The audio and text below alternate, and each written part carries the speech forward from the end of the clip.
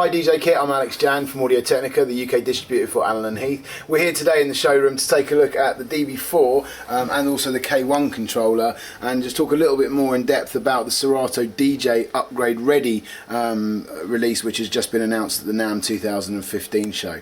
So without further ado, let's take a little bit more of a look at the DB4, but also how this integrates with Serato DJ. The Xone DB4 is the flagship Xone mixer in the whole of the Xone range. It is a digital mixer fundamentally, but it really does build on the sound quality that Allen & Heath have become famous for in their DJ mixers with the Xone series, but also with their digital and also analog live consoles as well. A lot of heritage from Allen & Heath with good quality mixing, and you can see this in this product basically.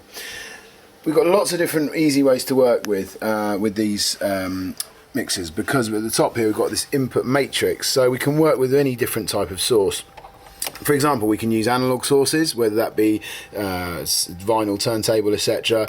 USB, because it's also got a 16 channel sound card built into it, so that'll actually do 4 stereo channels send and also 4 stereo channels return from your computer as well. This really is an important feature when it comes to the latest news about the Serato DJ Upgrade Ready path as well. We've got that hooked up here with a control vinyl for Serato. We'll come back to that in a little bit later on in the video. We've also got a digital input as well. So we've got 3 different types of source, whether that be analog, USB or digital. And that can easily be switched in performance, no problem with that little toggle switch here. We've got a little input select as well, so we can either duplicate channels or easily set up, say, channel 1, 2, 3 or 4 as an example, nice and easily. So it makes it very simple working with a whole multitude of different sources.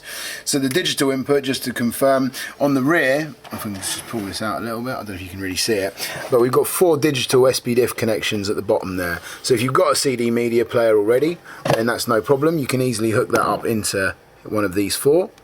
We've got our 4 analog inputs here, which again, the 2 have a phono and line switch, which can be pushed in or out to be able to select phono or line. But also, for those of you that wanted maybe additional phono preamps, number 1 and also number 4 input can also have a soft RIAA preamp, which will actually let you use up to 4 turntables at once. So lots and lots of options there, with the 16 channel sound card, which goes up to 96k, and as well as all that input, there's a hell of a lot of routing options there for a DJ wanting to get this at the center of their DJ setup. Next up, we've got the EQ section. Now, this is a very sophisticated EQ, and again, really does a hell of a lot in the scheme of things. We've got 3 different options. So at the moment, you notice that all of these knobs here have got a blue sort of light on the top of them. If I switch it to the red, it's in EQ mode, and when it goes to blue and then red in the middle, it becomes our filter mode. So let's talk about those. So it's a trimodal EQ. So again, it has 3 different modes of operation. So in the top mode, when it's blue, it's in an isolator mode. So if I just put some audio through, you won't be able to hear it that clearly. That's full kill. So here we were on full whack and there's absolutely no audio present. So that's a full isolator. Really nice when you really want to sculpt your music and really sort of make the mix very much your own. In the middle position, it goes red. So now it'll go down to minus 26 dB. So it's not quite a full kill, but it's still a very musical EQ, and a lot of people will be familiar with that type of EQ. Now when I go into the bottom mode, listen to this. Now it becomes a filter. So now, instead of this just doing high, this effectively becomes a low pass, and instead of this just doing low, it becomes a low pass as well. Sorry, high pass and then low pass. Sorry, I must mess that up. So now you can easily create that classic Allen & Heath filter sound very easily. Without sort of jumping ahead too far sort of further down the mixer, I must stress that because it is a Xone mixer, we do still have the legendary X and Y Xone filter, the legendary filter at the bottom and the left and right. Really nice feature. That works in conjunction with this. So say for example you want to filter here, but then maybe you want to take it even further with this filter, you can do so as well. So lots and lots of creative filtering options there. Basically that Trimodal EQ can be activated per channel. So one of the nice features about the DB4 is it can be done, so maybe you want to have more of a filter on one channel, an isolator on another, and maybe just a regular -26 EQ on this channel. That's no problem. A lot of people ask the question, what are the main difference between the DB4 and the DB2? That is one of the main features. Although the DB2 does still have a trimodal EQ, it's done globally across all 4 of its music channels, whereas this will actually do it independently per channel. We'll come back to a little bit more of the differences a bit later on as well. So next up we've got a 4-bar looper. Now this is a really powerful tool. For those of you wanting to use vinyl, maybe, we literally can select our length of bar, so it's up to 4 bars. And you see this little red light flashing there? That basically is sensing a beat clock. So when we activate our loop,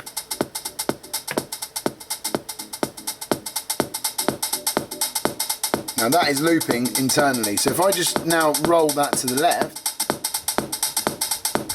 we've now created a new loop. And that's not actually looping from the software, it's purely looping on the hardware. So again, if you want to use vinyl, no problem. And to release it, you just simply tap it again and off, like so. Really cool. And you can get also quite cool sort of DJ roll effects, if you like, by just holding it down as well. So say we've got a half bar, lots of creative options there.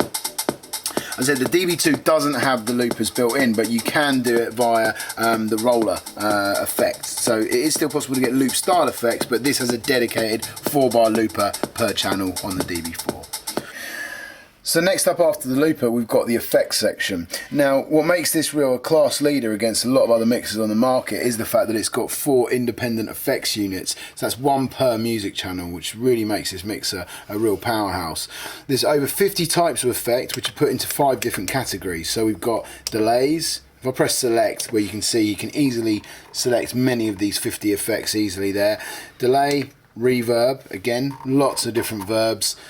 Resonator, which things like you know, your decay, power, Q, etc. We've got modulation, which is things like phasers and flanges, etc. And then we've got damage as well. Now damage is really cool if you're working with a drum machine, maybe hooked up on our line input on this first channel, which is our mic channel or line channel. We can then easily assign that 1 channel here to any of our 4 music channels by simply putting analog 1 and selecting that and putting this to mix 1. To channel 1, and then that will easily then send our routing directly to the channel. So if you've got a drum machine like the, you know, the Roland new stuff or something like that, you can easily hook it up and then add a bit of distortion. You can really get a lot more power in your set. So very good quality effects. Now the effects are designed by the iLive team down at Allen & Heath, so they really are focused at very good studio grade effects. So you can use this in the studio or you could use it at the club, doesn't matter. The effects are always very good. To control the effects, we'll just quickly put some audio up. Now on here, we can easily say turn the effect on, and then we've got our control here of that. Now the expression is almost like the secondary function, and then we've got the dry wet knob, which is the amount of the effect as well. So really neat feature, very easy to get going with those effects, really hands on. One thing I will quickly mention, because the menu is so sophisticated, we can actually turn this also into a volume rotary as well. So for those of you wanting a rotary effect, you simply go to the rotary setup and select rotary. That now becomes our volume, and this becomes our dry wet. Really neat feature for those of you that want to maybe have a rotary mixer and you don't want to sort of pay for an expensive upgrade for your mixer, etc.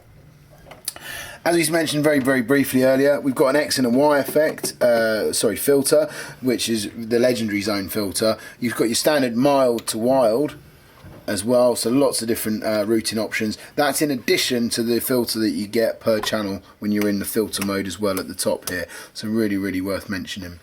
Okay, last but no means least, we've also got an extremely powerful MIDI shift layer.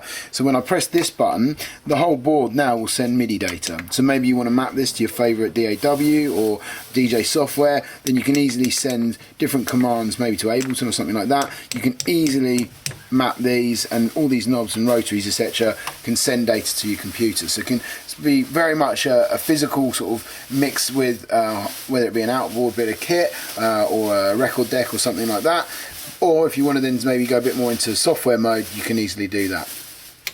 Now next up we've got the K1 connected here. Now at the moment, we're using the K1 because the latest news from the NAMM 2015 show is the fact this is now an official Serato DJ official accessory. So now this can be used in conjunction with the Serato DJ.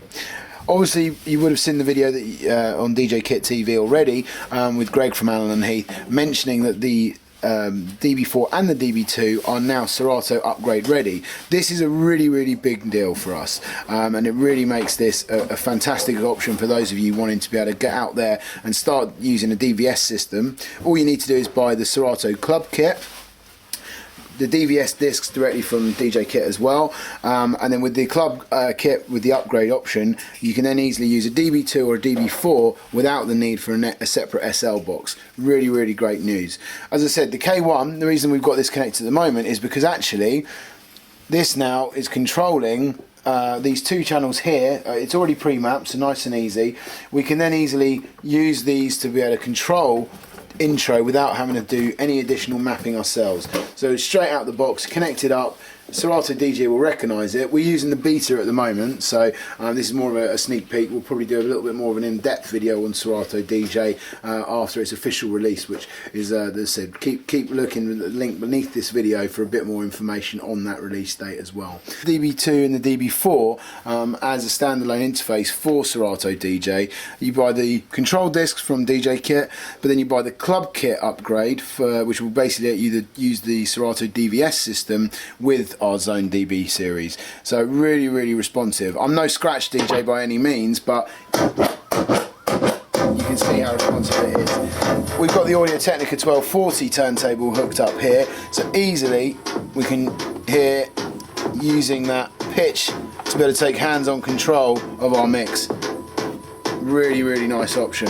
So I said, with the Club Kit, the Serato discs, and buy a DB2 or a DB4, then you're easily able to have this as a really powerful setup using a DVS system.